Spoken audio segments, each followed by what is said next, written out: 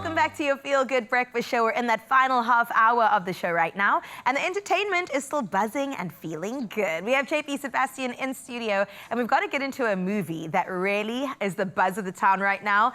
Maybe just my town. Is the town you? The town is me, occupation, one person. Let me tell you, Babygirl, Nicole Kidman, it just looks so good, JP, and I hope I won't be disappointed. It's Christmas every day for you, isn't it? And it says, this Christmas get exactly what you want. Am I going to get what I want? So I wanted to raise attention to this movie, bring attention to it, because it came out during Christmas time. Yeah. It's still out on the circuit, but obviously got swept under the radar because you got Sonic the Hedgehog and whatever else going on. I don't know, maybe people find that sexy. Do not tell me about your Sonic the Hedgehog thoughts. So Nicole Kidman, you got Harris Dickinson. I don't need to tell you who Nicole Kidman is, but Harris Dickinson, speaking of Cannes Festival earlier, you might remember Triangle of Sadness. I don't remember that. It was a Cannes favorite. It won the Palme d'Or, but you now know about. And yeah, sexy boy in that too. But yes, because when I watched the trailer, I didn't recognize him. You just decided, this person I don't know is sexy.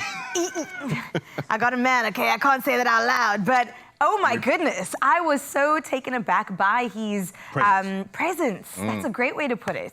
Well, I mean, I'm probably gay for him now, who knows? So we'll find that out by looking at a clip from Babygirl. Yes, this is a little featurette with the people involved. It's great also to see Nicole Kidman talk. Sometimes you can't get these big people to sit down for an interview and a chit-chat, but hey. You forget she's Australian too. Yeah, well, talking about Down Under, here goes. It was a really extraordinary journey to go on.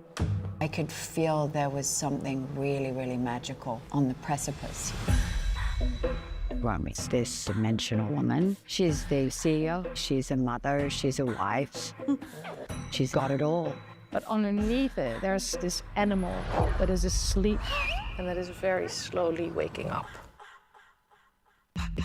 From the minute I read it, I was obsessed with it. You don't see a woman going on this journey in the hands of a woman. Lena has this really wicked sense of mischief and humor. You expect the scene's gonna go one way, and it's the total opposite. It's about giving and taking power. What did you do? Go to a library, look that up? This is what I'm talking about. No, I'm sorry. I'm so sorry. No. The connection that we felt was incredibly important, not only for what she's doing in the film, but for the whole film. It's like a spiritual experience to see her act. I just wanted to give over and be completely open. I was so grateful for Harris. As soon as he walked in, I was like, oh, good. Here's somebody who's going to play with me. For me, this movie is a tribute to liberating yourself. Men, women, for everybody. It's a very hot movie. I forgot Antonio Banderas is in there too. Oh, swag. My bad. I grew this beard just for him. No, shame. I mean, geez, Antonio Banderas is a gift. Guys, we're going to forget that he's like one of the most... Oh, you got Puss in Boots. Zorro. Zorro.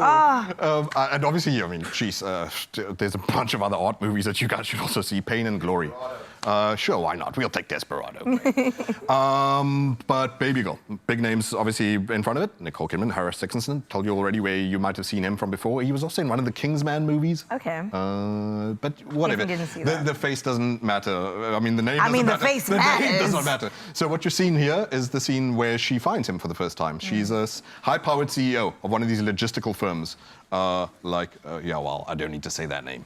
And she comes across this young man by way of the fact that an Alsatian that is not hers, that is just this random dog, nearly attacks her in New York City, and he just confidently with a... Okay, I'm not going to whistle into my mic, my poor sound engineer. With a whistle and a click and a cookie in his hand, which is an interesting little infantilizing little symbol, calms this dog down, and it's the sense of him having presence over this beast that's like inside, that's repressed.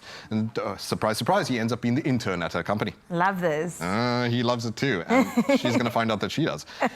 So it starts becoming a bit of a game of cat and mouse, but I think what's cool about it is that it's not this, like, look, maybe some people are into this, but it's not that corny overconfidence. He's not overly constructed. He's still a boy, just testing the lines and the boundaries and the borders and stuff like that. Whereas I know some people like those, you know, those romance novels where it's like an airbrushed dude and he's got like 16 abs and it's like, no, they're still both interestingly organic and human through this thing.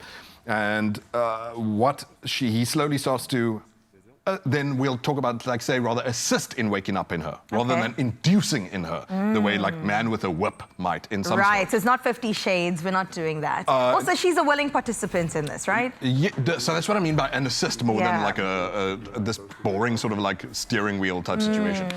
Sends her a glass of milk. Sends This his boss. scene looked insane because basically he was saying, "You'll do what I want," right? Well, and she drank the milk. but she's finding out that she's got this weird stuff that she needs to sort through her whole life. Look, and here's something that's really important as well. I'm going to say that word. I don't care. Is that because another movie which you should all watch as well, by the way, Good Luck Leo Grand deals with this too, is what's referred to as the orgasm gap. It's that the women, our whole society is like, we need to talk about sexual health and all that kind of stuff. So this movie is not just like naughtiness. It really is quite thought-provoking. I would love to have sat on the couch or laid on a bed with these actors and this director and talk about like, what are the limits of its feminism? What are the Right. limits of its progressiveness? Yeah. What were the boundaries? What were you trying to unpack? Where is someone in the wrong? When does no mean no, and especially as a Right. situation of domineering and stuff like that. So as a date movie, guys, I mean, it might just stir up that sort of conversation. And some say even long relationships need to go, guys, I need to talk about these weird needs I have. Right, because also I think in long-term relationships, which I assume she is with Antonio Banderas, Yes. you might get complacent. Happy family and all that sort of Or stuff. just complacency, right?